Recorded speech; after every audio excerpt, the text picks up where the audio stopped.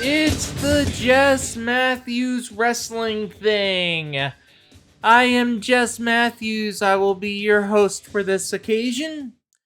I don't exactly know what this is. I don't know what this is going to be going forward. All I know is sometimes the girls just gotta talk about wrestling. And this is one of those sometimes.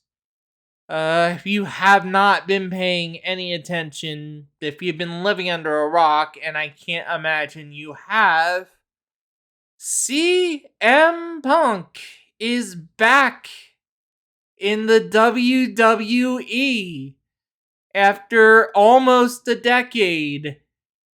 He has returned to the World Wrestling Entertainment. What can you say? Well, I mean, obviously there's a lot you can say, that's why I'm recording this, but, so, I guess let's take you back through the timeline. CM Punk comes in, September 2021. He is the biggest signing that AEW ever made. Part of a wave of major free agents that come in that include Ruby Riot or Ruby Soho now. God, it's been like 2 years and I'm still calling her by her WWE name. But Ruby Riot came in, Bryan Danielson came in, Adam Cole all came in. But like for a while, Punk was their big ticket. He was their biggest draw. And then egos got too large, I would say. Punk had one of the most infamous wrestling events of all time. This generation's Montreal Screwjob, I would say. And he just ran down the Young Bucks and Adam Page and Kenny Omega, who, mind you, are executive vice presidents of AEW, in a bizarre press conference. And then right after that, the Bucks and Omega went to have words. Some sort of fight happened, and CM Punk, who was injured on top of this, was out until June. Now, for whatever reason, I guess Tony Khan wanted to make it work. He, Warner Brothers wanted another show, so he gave Punk basically his own show on Saturday nights called AEW Collision. And within literal weeks, just dumb bullshit began happening again. Punk was policing what wrestlers could do. He was banning like friends of the Bucks from coming to the show. He had a well-publicized incident about with Jack Perry, Luke Perry's son, also known as Jungle Boy. Perry used real glass for a stunt, and Punk told him not to. He used it anyway. I'm not like completely remembering all of the details. Let's just say there was a conflict there on something that AEW higher ups went, yeah, go ahead, do it. Which I mean, I'm not 100% sure Punk is the bad guy with this because remember Goldberg? He thought, oh, I'm gonna punch a limo window, and he damn near lost his arm. Uh, so basically, what happens after this? Uh, All In happens. AEW's literal biggest show ever. They sell out. They basically sell out Wembley Stadium. And Jungle Boy's on the pre-show, and he smashes into real glass, and then he makes a comment on TV. Real glass, cry me a river. Not the right thing to say. Punk gets pissed. So when Jungle Boy comes back, Punk is ready for him. A fight happens, but also something else happens too with either he lunges at Tony Khan or he almost knocked shit on Tony Khan. I don't know what the entire issue was, and we probably will never know. But uh Tony Khan fires Punk with cause. And I mean, that looks like the end of CM Punk in all of wrestling. Because, I mean, Punk's departure from WWE in 2014 was not great. He had a staph infection, WWE mistreated it, and with a whole host of grievances that piled up, Punk walked out of the company. So, Punk going back to WWE was basically one of those things that, like hell, would freeze over before WWE, before Punk stepped back in a WWE ring, right? So,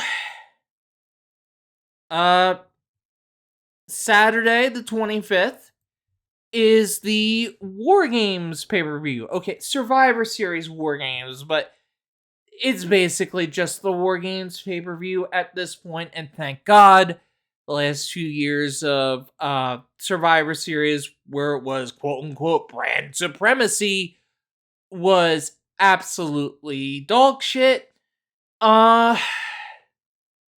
So we have the men's War Games match, which I only watched a little bit of. I have to watch it again. I'm a little cold on the WWE War Games format. I think it's just like, okay, we're gonna do Hell in a Cell with 2 rings. Like, I kind of prefer the more bloody brawl-like thing of the original Dusty Rhodes War Games. But I'm hearing reviews saying that this is actually pretty much as close as you possibly can get to that. So I'm probably going to rewatch it when I have a minute. Obviously, we're an hour away from Raw, so that takes precedence. So the War Games match happens. The pay-per-view happens. R-Truth comes back. Randy Orton comes back during the Survivor Series main event, the men's War Games match. And faces stand tall. Everyone's celebrating in the ring. We pull back to a wide shot of the arena. And this is my favorite part. The little WWE copyright thing pops up on the bottom of the screen.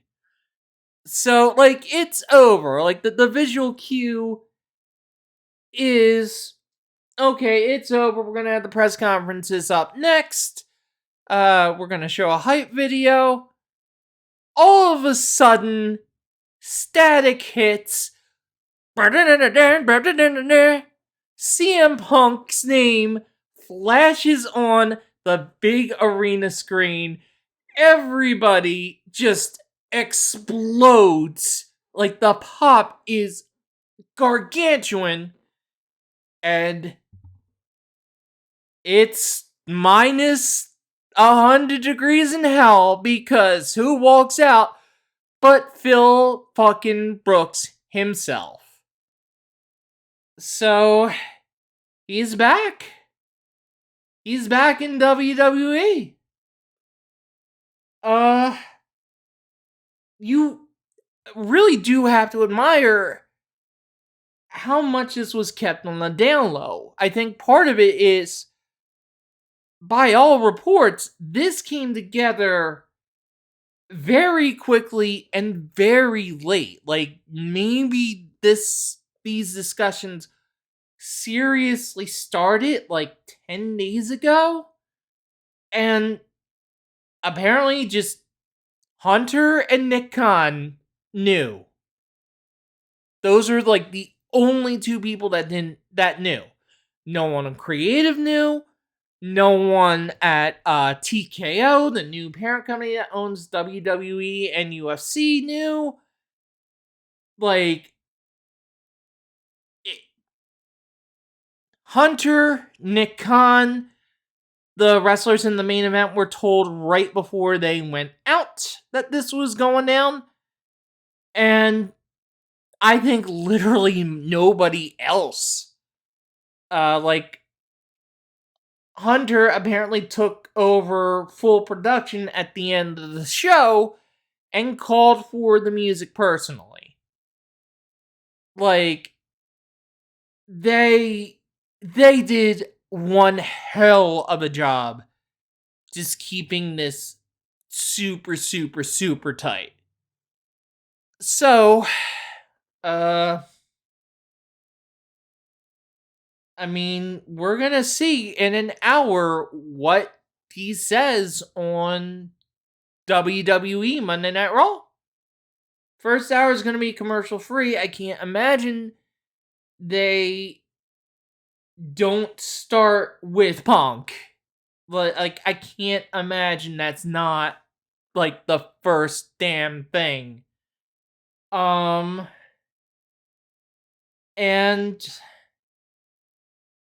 I'm really, really curious. Because, like, remember, if you watch any of his AEW run, he directly blamed WWE for his mental health struggles. So that gets to a point that I really wanted to bring up. I've seen a lot of people online call him a hypocrite, say that he's in it for only the money, that he's going back on pretty much his word. And I'm like, I'm of a couple minds on this. One, I don't think doors ever close, right? Like, you may think that a place is the worst place in the world for you.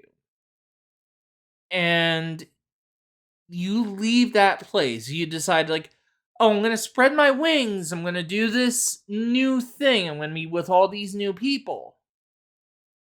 And you get to the new place. And it's worse in almost every conceivable possibly way, right?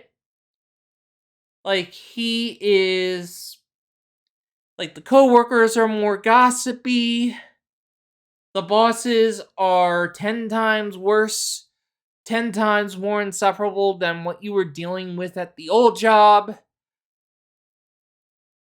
Like, it's a bad fit.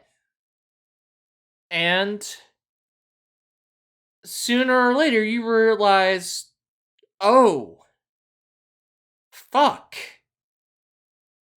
The old place was better. Holy shit. So, is that what happened to CM Punk? I don't know. Like, but like from everything I'm seeing, from my personal read of it, that's what happened. He went to AEW thinking it was going to be a new thing for whatever reason. Things didn't work out. It was a toxic mix. He basically gets fired. He doesn't even bail out on it. He probably should have after the press conference thing. And he's back in WWE. Like, your thoughts can change. Your perspectives on life can change. And the whole thing about, like, getting a new job, thinking it's going to be great, and then walking into a little nightmare, that personally happened to me. So, I can see, at least on a surface level, where Punk is coming from. And, I mean, this is pro wrestling, right? Terry Funk, rest in peace, goddamn legend. How many times did he retire and unretire? How many times has he switched companies? I don't know. I mean, you can't close the door. And I mean, you want to look at another hell freezing over moment. Brett came back to WWE. Brett came back. And he had every right to tell them where they could shove it when they asked him to be in the Hall of Fame. Like, that company not only screwed him over, that company killed his brother. Like, and he still came back. If anyone had any right to tell Vince McMahon to shove it, it was Bret Hart.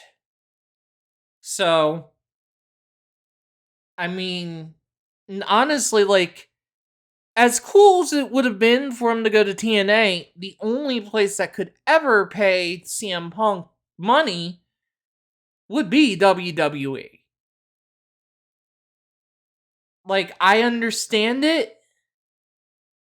I even I I even think it's kind of a smart move. I don't think he's a hypocrite.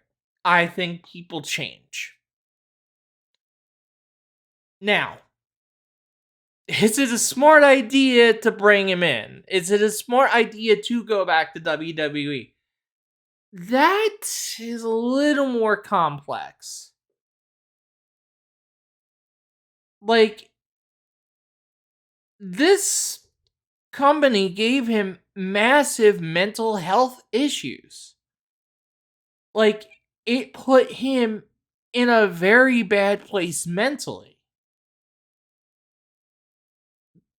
Did it put him in a worse place than, like, he was coming out of AEW? I don't know. But you can't deny that by his own admission,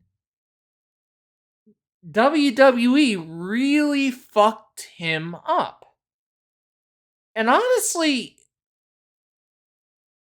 I think taking a little more time off, focusing on, like, therapy, focusing on doing whatever he needs to do to get in a healthier mind space, I would have chosen that over going back to WWE. Um so I mean, we'll see. There's going to be a honeymoon period. We'll see probably by WrestleMania how things are gonna shake out. Honestly, I feel like the WrestleMania main event is going to be a triple threat: Punk, Roman, and Cody. Like, I think he's going to get his WrestleMania main event, like the main event, night 2. But I mean, we'll see. It looks like his first feud coming in is going to be with Seth Rollins, and Seth is probably the one you want to have your first feud with. He's a good company man. He's great about putting people over. They clearly seem to be building it up already based on how he acted at the end of Survivor Series and the promo he cut during a house show this weekend. So we're going to see. Now, I'm going to flip this a little bit to the WWE side, right? Is it a good idea for WWE to bring Punk in? Are they at risk? And I think it comes up with another interesting question you can ask here. Did AEW fuck this up? Did Tony Khan screw the pooch?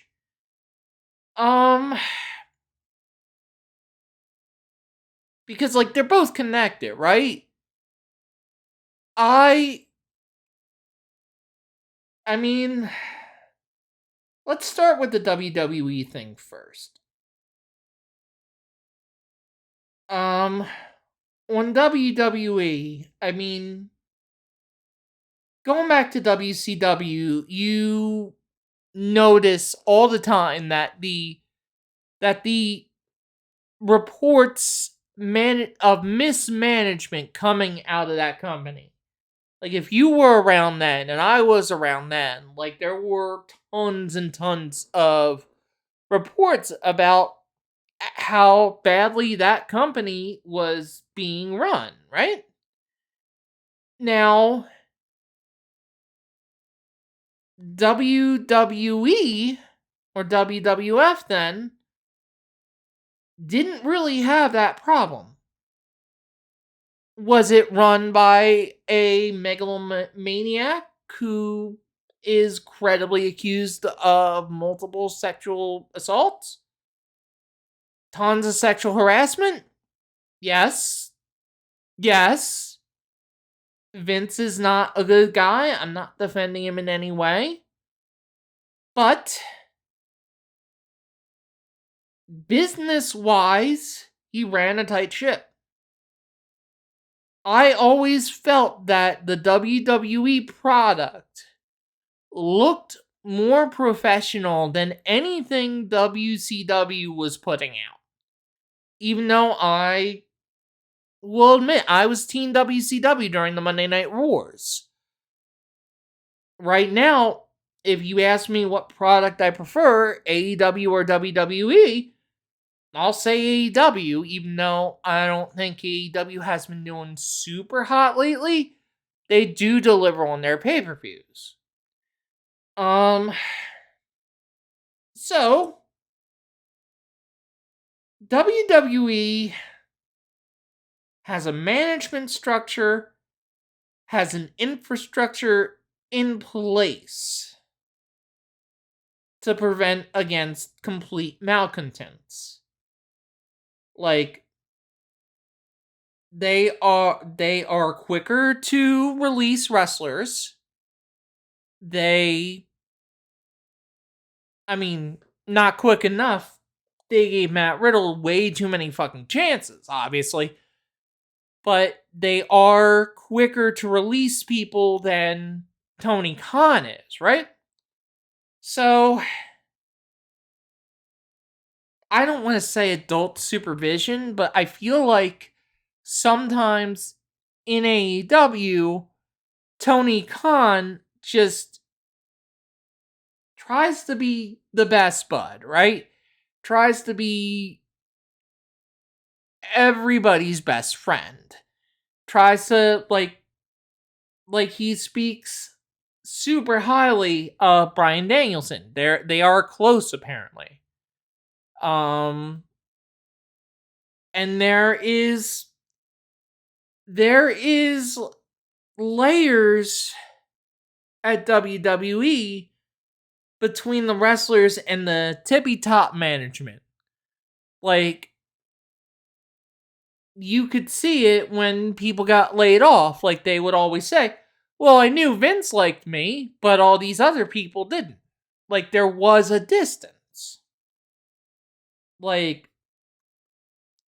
I don't know if things have changed with Paul Levesque in charge. I don't know, like, what's different now. Obviously, the shows are a hell of a lot better. Um, but I do note that the way WWE is engineered, there's going to be zero tolerance. They're going to watch Punk extremely closely for any bad behavior. And I would bet, and I would hope, that when things started looking like Punk was coming back, that Hunter told him flat out, look, if you pull any shit, you're done. Like, this is a risk for WWE. Like, AEW got cold when all this Punk shit happened. Like, the brawl out bullshit genuinely hurt that company, and it really has not recovered. I hope it does. I don't think they're as mismanaged as WCW was at its worst. But there are some, like, really concerning signs. Like, signing Ric Flair, getting into business with Ronda Rousey. Those are things that are, like, kind of red flags. Like, I don't think Ric Flair should be anywhere near, like, a wrestling ring. Honestly, he probably should be in jail. But, like, I think WWE has the corporate structure that things are going to be, that a similar situation isn't going to happen. So, and I think Punk knows this. I hope Punk knows this.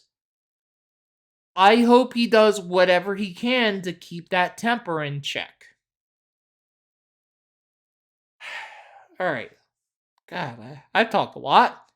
Going to do one last point, and then I'm going to wash up and get ready for Raw. So is AEW doomed? No, I don't think they're doomed. Are they in a slump? Yes. Do they need to reevaluate the product? Yes. Are they dead? I mean, no. They're not.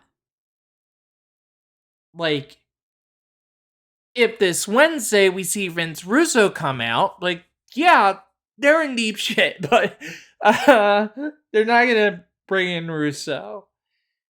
The company's problems, I think, are they were founded as an alternative to WWE. They did that extremely well for a couple of years. And then they just started drifting more towards the WWE product once WWE started turning things around. But I think my thing is there are things that WWE has always done better than let me rephrase this, all right? There are things that WWE is historically strong at, and if they focus on those, they're okay. WWE has historically been strong at storylines. They've been strong with characterization. They've been strong with spectacle. WWE does not have that many Meltzer 5-star matches. And that's okay. Because you think when WWE, WWF, what it was at its hottest. Hulkamania era, Attitude era. The the in-ring action of those periods was largely garbage. Like, you had, like, very gassed wrestlers, and you had, like, no-names like Al Snow. I mean, I know Head was over, but you had, like, people like Al Snow and, Ken Batera. Like, the in-ring of their hottest periods was not that great, but you watched because the presentation was compelling, the promos were compelling, the characters were compelling. You watched for the story, you watched for the entertainment, and you didn't watch for the sports. AEW, their historic strength has been in-ring action. They're also a little better on promos at this point, but in-ring action. Like, you see the very best wrestlers in the world doing what they do best. And I think they need to go back to that. I think they need to emphasize the in-ring action, the in-ring spectacle, and slow down a little bit on the WWE style drama. Okay, I talked for 30 minutes. I did not expect to do that. This is me signing off, I guess. If you are, if you in any way like this thing, this little experiment, tip your waitress. Patreon.com/Jess Matthews Productions. I'm currently formulating a plan to provide more Patreon content. It might include some wrestling stuff like this. But I just really wanted to vent my spleen about everything going on with Punk. So, you can follow me on Threads, threads.net/foxkidsclub. You can find me on BLUESKY, foxkidsclub.bsky.social. I have a Twitter. I hate that I have a Twitter. It's also Fox Kids Club. But if you really want to get in touch with me, those other two places are where I'm hanging out the most these days. So, from all of us, I guess, Jess Matthews signing off. Good luck, and have Batman.